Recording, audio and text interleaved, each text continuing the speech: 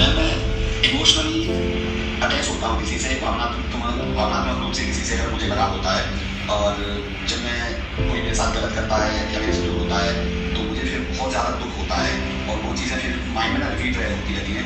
क्यों मेरे को दुख होता है, मैं परेशान होता हूँ, तो इस चीज़ को कैसे इससे बाहर निकला जाए।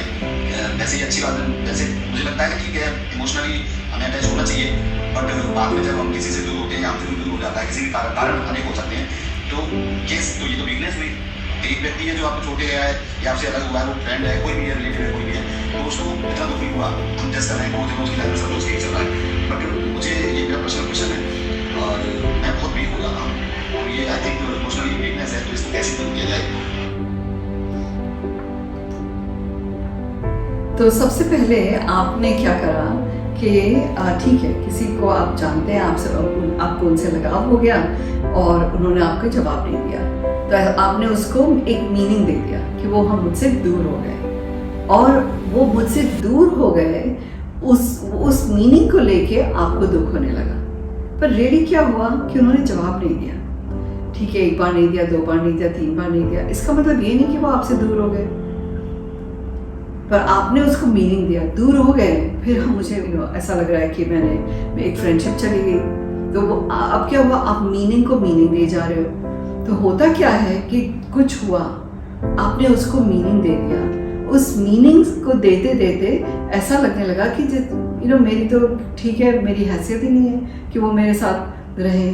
तो इस हद तक मीनिंग करके बढ़ता रहता है, उससे आपको और भी बुरा लगने लगता है।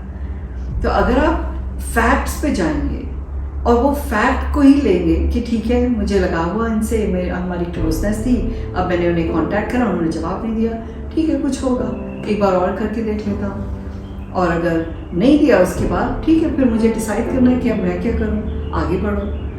पर मीनिंग अगर जब आपने दे दिया कि उन्होंने मुझे इग्नोर करा, या मुझे रिस्पेक्ट नहीं दिया, या मुझसे अलग हो गए, एक फ्रेंडशिप टूट गई, तो वो सब चीज़ें तो भाई दुख वाली है ही।